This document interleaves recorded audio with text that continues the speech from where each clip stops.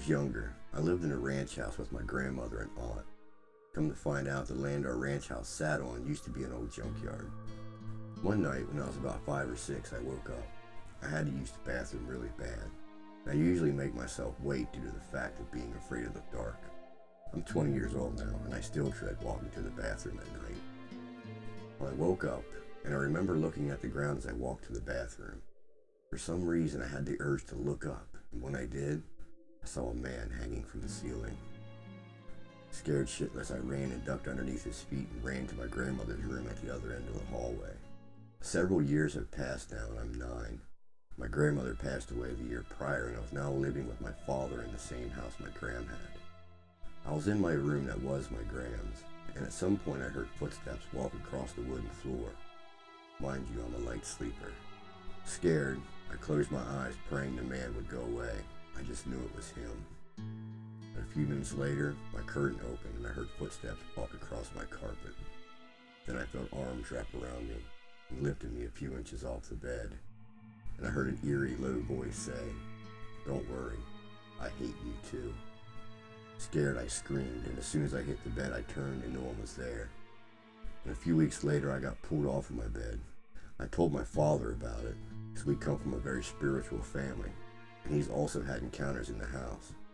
And I begged him to move, but there was a man there and he didn't like me. Dad told me there was no evil spirits here and to ignore him if anything happens. I was playing outside a month later when my dad was digging up the yard for whatever reason, and all of a sudden I heard him say, "Oh shit," and I saw he had a long bone in his hand, like from your knee to ankle.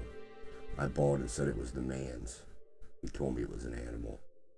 The next day a deck was where we found the bone.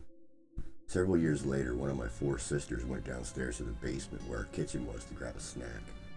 She didn't bother turning on the light, being a fearless 4-year-old that she was. The rest of the family was upstairs when all of a sudden you hear the poor girl screaming, trying her hardest to get up the stairs as fast as she could. Dad asked her what was wrong. She said, "Daddy, there was a man chasing me." I had never told my siblings about the man.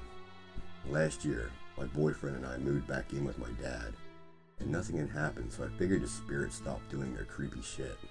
Well, a few months into living there, my 11-year-old sister came out into the living room where my dad, boyfriend, and I sat. She was crying, saying she saw a man on her ceiling. She refused to sleep in her room for weeks. Then one day I was working. I got a call from my boyfriend. He was freaking out, saying he was hearing crazy shit and he was the only one home. I heard a crashing noise from the other side and he said something fell in the room my dad was working on. He ended up turning on the TV and turning it up very loud. We finally moved out of there into another place. One night my boyfriend woke up and he woke me and said, "Babe, there's a man at the foot of our bed." I peeked over my shoulder and there was a shadow watching us. We then pulled the blankets over our heads and refused to move them until morning. My boyfriend then told me he had a dream of a creepy little girl and her saying, "Do you mean the man who watches you while you sleep?" I've never seen pure terror on a man's face before, and to this day, I still believe it's the man with the faded blue jeans, white shirt, and heavy boots who haunted me in my childhood home. First off, I live in a century home, meaning my house is at least 100 years old, if not more. Being as old as it is, it's seen its fair share of deaths over the years. Needless to say, a house as old as mine can have some pretty creepy vibes from time to time, and every now and then, I might get a chill or the sensation that someone was watching me. One night, after everybody else had gone to bed, I was always the last to go to sleep, but I was sitting downstairs watching TV when I started feeling a little uneasy. It felt like someone was in the room with me, even though my entire family was upstairs sleeping. I decided to shrug it off and went upstairs to get some sleep. I laid down in my bed, just trying to nod off, when suddenly I got that same feeling again. Only this time I was sure I wasn't alone. Now, since my house is old, you can hear whenever someone is walking around because of the creaky floorboards. Right after I got the weird sensation again, the floorboard right next to my bed began to creak. It didn't just stop there though. The creaking moved from the edge of my bed across the room into my bedroom door. As soon as it reached the door, someone began pounding on it from the other side. And I mean really pounding on it. Obviously by now I was shitting my pants with fear, but my curiosity got the better of me and I leapt out of bed and flung the door open. There was no one on the other side. I checked to see if everybody was still asleep in their rooms, thinking maybe someone was pulling a prank on me, but they were all fast asleep. I was getting really freaked out by this point, but decided there wasn't much else I could do, so I went back to sleep. Around 15 minutes later, I was woken up by something shaking me awake. To my horror, the entire bed was violently shaking and every light in my room was on. I had actually woken up because my headboard had whacked me in the head because it was shaking so much. As soon as I was able to gather my thoughts and realize what was going on, it all suddenly stopped, and I was left sitting in the quiet room with all the lights on. Needless to say, I had a lot of trouble getting back to sleep that night.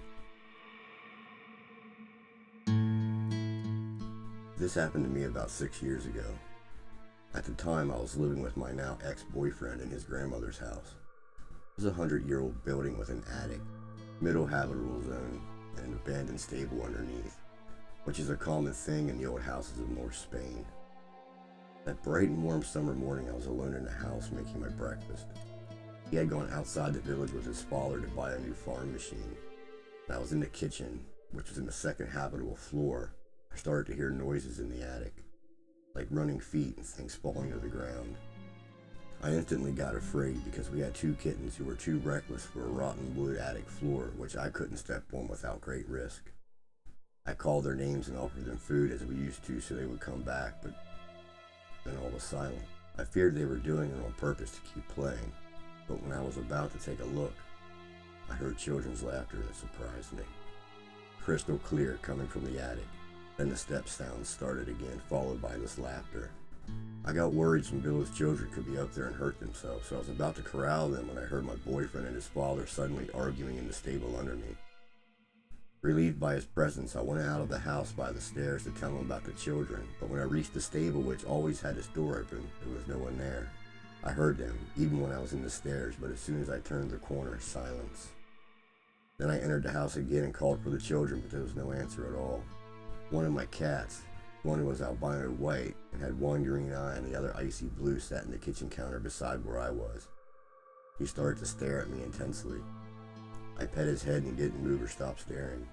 I continued cooking, a little disturbed, but no more sounds were heard for an hour. The cat still staring at me, I got worried for him.